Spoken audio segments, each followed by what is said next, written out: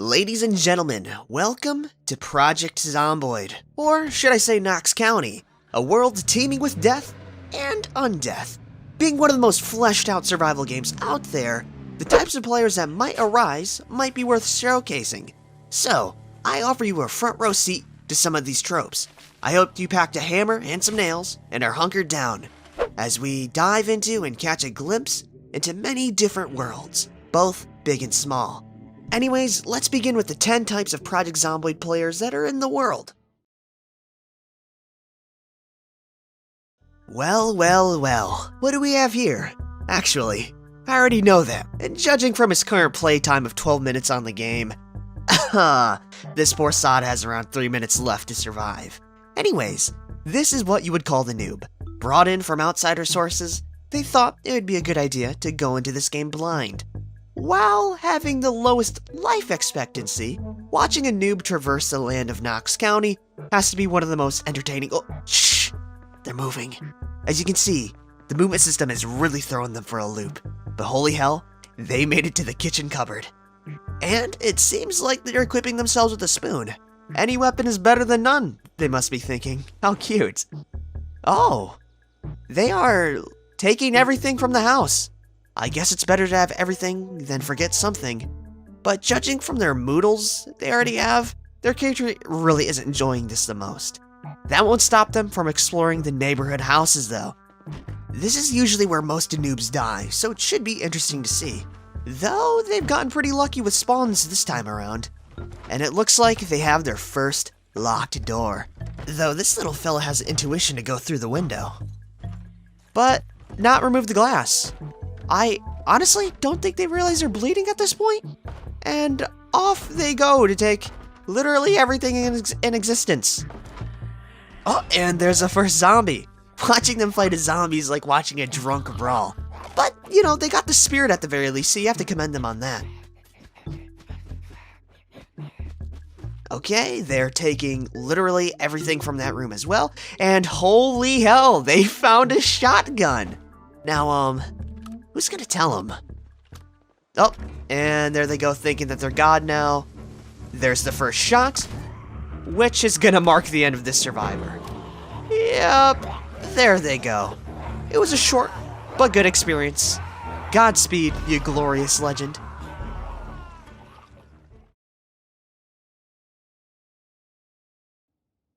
Now, in every game, there are the players, and then there are the role players. Instead of just surviving in the apocalypse, these users live in the apocalypse and try to follow what someone would actually do in the cataclysm. So, we join a new player here, a retired fireman who has a knack for overeating and a smoking problem, who is really underestimating the severity of his situation.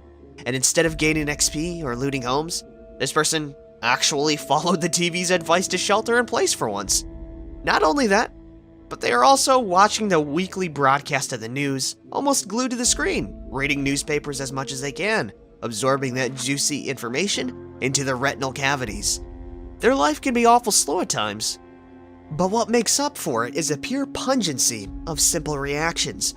One day, this character will run out of food in the fridge, and will be forced to face the horrors outdoors. But for now, their life will be in a suspense of disbelief.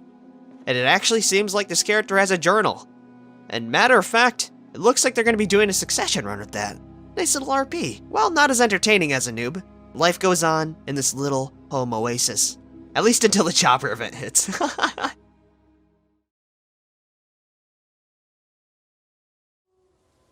While many are attracted to the bright lights of the city, there are few who prefer the quiet calling of the woods. Instead of looting homes, they simply forage the bountiful forests. And instead of fighting the undead threat, they instead fight Mother Nature herself. This character has it pretty good. He has a remote river, he has his nice little campsite, offering all the amenities you would ever need with an ever-glowing fireplace. He's even fishing with a makeshift fishing rod that he made himself, and using worms that he dug up from the ground. There's something about hearing that little pop of water that is really satisfying. And it looks like they've gotten pretty established and are finally building their base for winter. Though it is halfway complete, though it should look like a really nice cabin when they're done with it. Not only that, but they are preparing food as well for the winter, and holy hell, that's a lot of crickets! Well, I guess you can never be too sure about anything, but you still have to really respect the way of life out here. Especially when it's so far out, you could forget the entire apocalypse even exists, and just lose yourself out to nature. These players truly revel in the man versus nature conflict.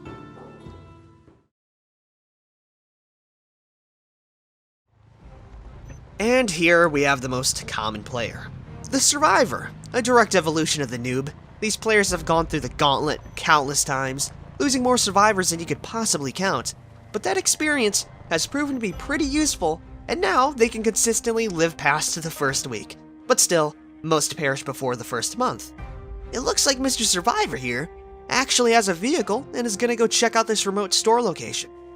It also looks like they learned to strafe and to check the surroundings, so kudos to you, good guy. So far, so good. The place looks clear enough, and instead of looting instantly, they want to clear the whole building. Smart. There's really nothing to write about here, other than the beauty of watching a caterpillar turn into a slightly miffed butterfly with a broken wing. I mean, look at my boy go. And there's only the future, and it's gone. Just like that. The entire week of progress is ripped to shreds. Just like this player's hopes and dreams. Lost to the bathroom zombie horde. It gets ya every time. This player both really wanted to buy Stardew Valley and Project Zomboid, though it's pretty clear they only had enough money for one. So you can guess exactly what they did? Yep, they decided to try their hardest to bring Stardew Valley into Zomboid, and this is what you get as a result. A distant relative to the wilderness survivalist, this character seeks to pioneer the land to sustain themselves for eternity. Though they mainly stay on the farm tending to their crops and making sure no diseases wipe them out, they do rarely venture out for more seeds and farming equipment in their V6 truck that attracts half the town. You can almost hear the crickets and the banjo playing while these characters check their crops and trap lines. It ain't much, but it's honest work indeed.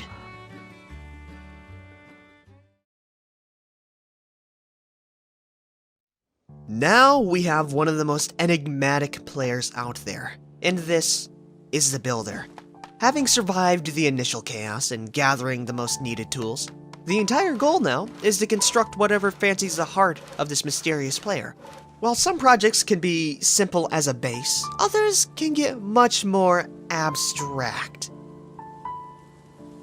Matter of fact, after taking care of necessities, a player will often find themselves in a strange mood, not even knowing themselves of why they construct these things.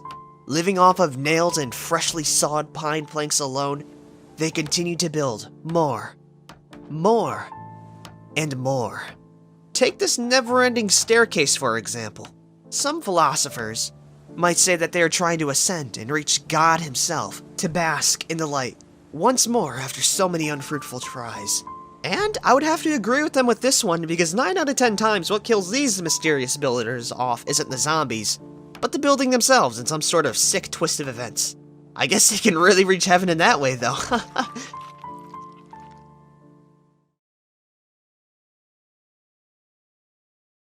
Well, if you have the Roleplayer, universal law dictates that you must also have the MinMaxxers as well. Taking all of the meta perks, these players don't just wish to survive, they wish to dominate the entire apocalypse. This is a type of player you will see both reading books and watching TV just to acquire double the XP in a shorter period of time. In just 1 week, these meth-fueled freaks will have maxed out half of their skills and will instantly become a blender for the zombies. Not even the chopper event can stop these players, as they've planned out their entire course using the map project and are already on stage 3. These people scare me a lot.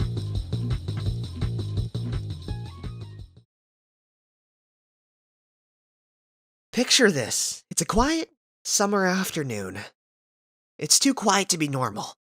Then, out in the distance, you hear something, and it gets louder. The jingling of countless shotgun shells and rifle casings. And out of the corner, you spot it, holding more metal than there is man. A walking arsenal walks over the corner, holding more than enough guns to wipe out 50 daycares all in one go. Oh, Jesus Christ! Yeah, that's right. These players will take the gunblade to the next level.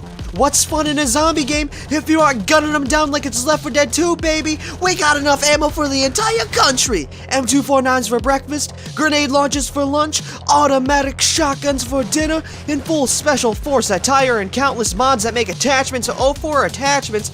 All these players seek is to get that kill count over 10,000, baby. Rip and tear until it's done.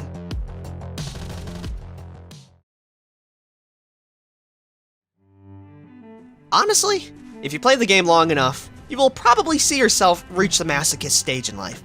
With normal runs, not cutting it at all anymore, these players seek to crush their balls in the most painful way possible, to feel a fraction of how they felt when first playing through the game alone. And what better game mode to do that than CDDA? This is a staple in the Masochist diet. These bastards have played through this game mode, dying countless times. You could even classify this as a speedrun category. They know exactly what to do, and yet die from a countless amount of things. Yet they keep on trying.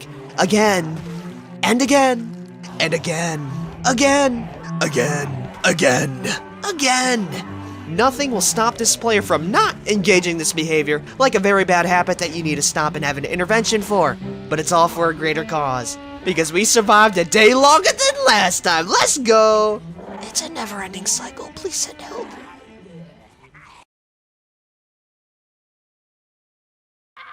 Last but not least, we have the... What? What the fuck?